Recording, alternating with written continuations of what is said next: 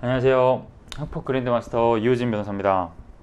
조금 이제 시사적인 부분을 너무 많이 말씀 안 드리는 것 같아서 제가 좀 시사적인 부분도 조금 발맞춰서 말씀을 드려야 되겠다. 특히 학폭 사건이 뉴스, 언론에 나오는 경우가 상당히 많잖아요. 그래서 그럴 때마다 그냥 신문에서 나오는 것 이상으로 저는 조금 더 풍부한 해설을 해드릴 수 있으니까 오늘은 좀 신문 기사를 기반으로 해서 한번 준비를 했습니다. 어떤 사건이냐면 다들 너무나 잘 아실 거예요. 인천 여중생 그 성폭행 사건, 집단 성폭행 사건에 대해서 한번 말씀드려보려고 합니다.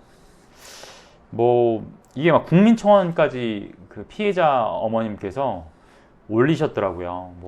경찰 수사가 미진하다, 뭔가 처벌이 이루어지지 않을 것 같다, 이런 취지로 뭔가 좀 엄벌에 처해달라는 취지시겠죠. 그래서 이제 국민청원도 올리고, 지금 그 청원에 동의한 그 사람들만 해도 35만 명 이 정도 된다고 하더라고요. 네. 많이 궁금해하실 거라고 생각해서 인천 여중생 집단 성폭행 사건에 대해서 오늘 말씀드리려고 합니다. 개요를 간단하게 말씀드리면 2019년 12월 말이었어요. 12월 23일 크리스마스 좀 전인데 인천의 한 아파트 단지에서 남학생 2명이 중2였어요 당시에.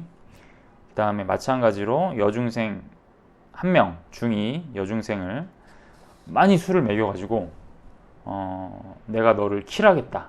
여기서 킬하겠다라는 거는 이제 소위 얘기해서 만취를 만들겠다, 킬하겠다라고 얘기하고, 게임을 하듯이 하면서 자기네들은 많이 안 마시고 이제 그 여학생으로 하여금 많이 마시게 했대요, 술을. 지금 신문 기사를 기반으로 제가 말씀드리는 겁니다. 사실관계는 저도 이제 신문 기사로만 접할 수 있으니까. 네, 그렇게 해서 아예 이제 그 여학생이 만취가 되니까 그 아파트 CCTV가 없는 것으로 판단되는 아파트 28층 아파트 그쪽으로 이제 끌고 가서 이제 성폭행을 한 그런, 좀 정말 말 그대로 정말 신문이나 뉴스에 나올 법한 그런 사건입니다. 그래서 지금은 이제 인천이니까 인천 연수경찰서에서 수사를 담당하셨던 것 같아요. 그 다음에 지금 인천지방검찰청으로 사건이 지금 송치가 됐고요. 그 다음에 수사 과정에서 구속영장은 신청을 해서 이 가해자 남학생 2명 다 지금 구속영장이 발부돼서 지금 구치소에 수감 중인 상태에서 이제 조만간 기소가 될 것 같습니다. 예. 제가 오늘 어떤 순서로 말씀드리려고 하냐면 어떤 법조가 적용되는지, 그 다음에 지금 중2거든요. 이게 지금 촉법소년이면은 이게 또 처벌을 안 받는단 말이에요. 형법상의 처벌을 안 받는단 말이에요. 그래서 촉법소년 관련해서 소년법이 적용되는지 여부랑, 그 다음에 이 지금 또 큰 이슈 중에 하나가 그 CCTV를 경찰이 보고도 그 증거 채집을 안 했다. 그러니까 수사에 뭔가 적극적으로 임하지 않았다. 지금 이러한 의혹들이 지금 계속 불거져 나오고 있어요. 보면은 수사관들이 가해자들의 동선이 담긴 CCTV 영상을 보고도 확보하지 않았다, 이렇게 지금 나오고 있거든요. 아파트 관리 사무실을 찾아가 수사관님들이 CCTV 영상을 열람했지만 촬영은 제대로 하지 않았다, 이렇게 나오고 있어요. 그 영상에는 아마도 이 두 남학생이 그 여학생을 끌고 올라가는 모습이 포착됐을 것 같아요. 28층에는 CCTV가 없었지만 그 중간에는 CCTV가 있었겠죠. 그러니까 그 중간에서 촬영되었던 CCTV를 살펴보면 그 남학생들 2명이 여학생을 끌고 가는 장면이 있을 거고, 그 또 중요한 게 이제 여학생이 과연 제 발로 갔는지, 아니면은 정말 완전 만취 상태라고 하면은 거의 걷지 못하는 모습이나 완전 끌려가는 모습이 촬영이 됐겠죠. 그러면 이게 또 이제 중간간이 될 수 있거든요. 그러니까 그러한 적용 법조가 또 다를 수 있는 문제도 있기 때문에 그런 주치 상태 여부를 따지기 위해서도 그런 것들이 수사 자료로서 필요했을 텐데, 이거를 보기는 했는데 촬영은 안 했다, 지금 이런 의혹들. 그 다음에 수사보고서를 작성하는 과정에서 뒤늦게 영상이 없다는 걸 자기네들이 이제 취득하지 않았다는 걸 알았지만 이미 그때는 보통 CCTV 열람은 3개월 보존을 하거든요. 근데 이제 그 기간이 지나서 CCTV는 지금 삭제된 상태고 뭐 지금 뭐 이렇습니다. 그래서 그런 거에 이제 조금 더 이제 분한 마음을 가지시고 이제 피해자 측 부모님께서 그 청와대 국민청원 게시판에 그 청원도 올리셨고 여러 그 국민들의 그 동조를 지금 받은 것으로 알고 있습니다. 자, 어떤 법조가 적용되느냐? 일단은 성폭력 범죄의 처벌 등에 관한 특례법이라고 있습니다.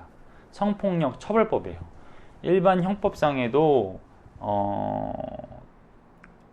성관계 했으니까 강간이죠. 강간이나 뭐 중강간, 여러 명이서 하면은 이제 특수강간이거든요. 그런 조문들이 있어요.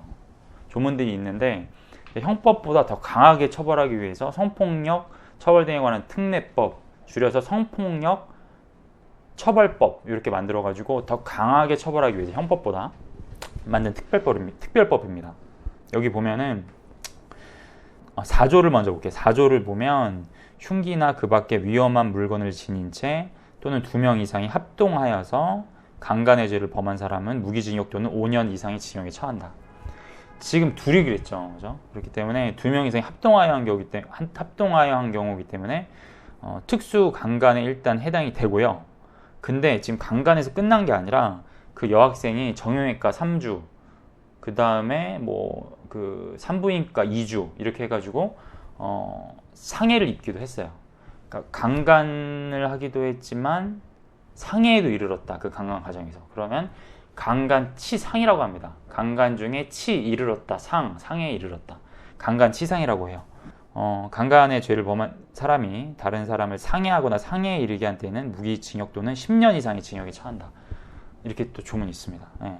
그러니까 강간보다는 특수강간, 2명이서 했으니까 이게 더 세게 처벌되고 일반 특수강간보다는 특수강간치상, 상해까지 이른 경우는 더더더더 이제 또 세게 처벌이 되니까 지금은 특수강간치상에 해당되고 무기징역 또는 10년 이상의 징역에 처하는 게 일단은 법정형입니다. 네. 어마무시하게 센 거예요. 10년 이상이니까 최하가 지금 10년이라는 거예요.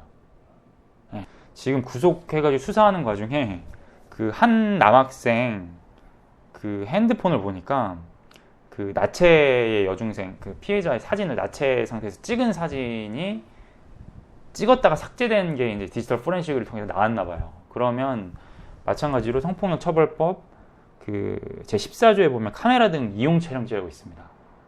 상대방이 성적 수치심이 들 만한 부분을 동의하지 않고 사진을 찍으면 찍는 순간 기소가 되는 바로 범죄가 성립이 돼요. 카메라 등 이용 촬영죄. 그것까지 아마 같이 뭐 어쨌든 특수강간치상도 되고 그 다음에 카메라 등 이용 촬영죄도 이제 추가로 이제 발견된 죄목이 되는 거죠.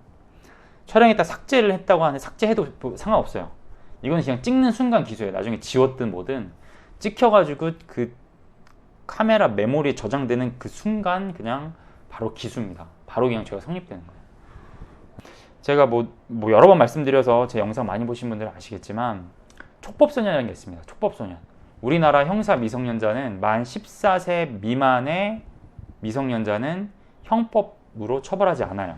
그래서 그걸 형사 미성년자라고 하고 형사 미성년자라고 합니다. 근데 만 10세 이상, 만 14세 미만의 그러니까 이 중간의 영역 14세 이상은 이제 일반 형법이 적용되는 사람들이고 학생이더라도 근데 만 10세 이상, 만 14세 미만의 요 사람들을 촉법소년이라고 합니다. 이 친구들은 소년법이 적용돼요. 형법이 아니라 소년법. 그래서 소년법이 적용되고 만약에 잘못을 하면 일반 형사법정으로 가는 게 아니라 소년법정으로 가서 소년법상의 보호처분이라는 걸 받습니다. 근데 지금 이 친구들이 그때 2019년 12월 당시 중2였거든요. 중2면은 이게 만 14세가 될 확률이 높습니다. 네. 생일이 이미 지났다고 하면은. 그래서 지금 이 친구들은 촉법소년은 아니었던 것 같아요. 네. 그래서 일반 형사 미성년자가 아니기 때문에 형법상의 처벌을 받을 수 있는 친구들이었고, 그래서 지금 검찰로 사건이 송치가 됐습니다. 그러니까 만 14세 이상이면 형법상의 처벌을 받을 수 있어요. 제가 아까 말씀드렸듯이 형사 미성년자가 아니기 때문에. 근데 또 만 19세 미만이기 때문에 미성년자긴 하거든요. 이 사안의 친구들을 범죄소년이라고 하는데, 이 친구들은 사안에 따라 소년법을 적용받을 수도 있고, 형사 미성년자가 아니기 때문에 형법상의 처벌을 받을 수도 있어요. 사안에 따라 다릅니다. 근데 어떤 법을 적용해서 처리할 건지는 검사가 결정해요. 근데 지금 이건 사건이 굉장히 중요하죠. 중대하죠. 그러니까 소년법상의 보호처분보다는 검사님도 이건 일반 형법상의 성인과 똑같은 처벌을 받아야 된다라는 판단을 하셨을 거고, 그렇기 때문에 이건 이제 일반 법정으로 기소를 하려고 마음을 먹었을 거고, 그래서 이제 구속까지도 이루어진 그런 상황입니다. 지금 이 사안은 일반 형법이랑 일반 성인들이랑 거의 똑같이 처벌을 받게 될 확률이 굉장히 높아요. 그 다음에 이제 중요한 게, 제가 말씀드렸듯이, 과연 이게 만약에 수사 과정에 있어서 수사기관에 잘못이 있었다고 하면 피해자 부모들은 어떻게 법률적인 구제를 받을 수 있을까? 만약에 수사관님들이 정말 해야 될 수사 자체를 하지 않았다라고 하면은 뭐 직무유기 뭐 이런 걸로, 공무원이니까 형사적인 고발이 가능합니다. 그리고 그거보다 더 지금 제가 봤을 때 실효성이 있을 게, 만약에 수사기관에서 고의과실이 입증이 된다고 하면, 아까 얘기했듯이 CCTV 같은 거 확보하지 못한 과실이 있다는 게 판명이 드러나면 국가를 상대로 손해배상 책임 청구를 할 수가 있어요. 네. 그러면 지금 정도의 사안이라고 하면은 뭐 위자료만 해도 제가 봤을 때는 최소 2, 3천만 원 이상은 나올 확률이 높아요. 네. 또 피해자 측에서는 이 가해 학생들 상대로 민사소송을 또 할 수가 있습니다. 그쵸? 가해 행위를 나한테 했으니까 그거에 대해서 민사상 손해배상 청구를 하는 거고, 학생들 뿐만 아니라 학생들의 부모, 자식에 대한 법정 대리인으로서, 아직 미성년자잖아요. 미성년자니까 권리 의무의 주체는 아직까지는, 주체는 맞긴 한데 혼자 독립적으로 법률 행위를 할 수는 없어요. 미성년자이기 때문에. 그렇기 때문에 법정 대리인 부모가 대리인이 되고, 이 친구들을 보호, 관리, 감독할 의무가 있습니다. 근데 그 의무를 해태했기 때문에 지금 이러한 친구들이 가해 행위를 했다, 피해 학생한테, 그렇게 법리 구성을 할 수 있고, 그러면 이 친구들뿐만 아니라 그 관리 감독상 책임을 지고 있는 부모들한테도 손해배상 청구를 할 수가 있어요. 그러니까 피고가 이 친구 2명, 그 다음에 이 친구의 각각 부모님이 계시다면 2명, 해서 총 6명 될 수가 있다는 거죠. 그 다음에 국가가 또 될 수가 있고, 그렇게 해서 손해배상 청구를 해가지고 금전적인 치료비를 포함해서 위자료까지 받을 수 있는 구제를 생각해 볼 수가 있습니다. 제가 오늘 법률적으로 말씀드릴 건 다 말씀드린 것 같고, 지금 소년법 관련해서 또 계속 이런 문제들이 계속 불거지니까, 형사미성년자에 대한 연령을 지금 만 14세 미만에서 더 낮춰야 된다라는 이야기가 많이 나오고 있어요. 예전부터 나오지만 이런 이슈가 될 때마다 계속 나오는 게 그 얘기예요. 형사미성년자 연령 낮춰라. 소년법상 아까 얘기했던 촉법소년도 만 10세에서 더 낮춰라. 그래야 보호처분이라도 받으니까. 그 밑에는 뭐 고소도 못합니다. 뭐 초등학교 1, 2학년 같은 경우는 고소도 못해요. 그러니까 요새 아이들이 옛날 아이들 같지 않고 너무 정신적으로 성숙하고, 게다가 이 아이들이 모방해서 저지르는 범죄들 보면은 너무 성인이랑 비슷하니까 다 낮춰야 된다고 지금 얘기를 하는 거예요. 근데 그거와 관련해서 이게 과연 합당한 것일까는 뭐 이제 법률 정책적인 문제이기도 하고 개인의 가치관에 따른 문제이기도 합니다. 근데 저는 솔직하게 말씀드리면 크게 달라질 건 없을 것 같아요.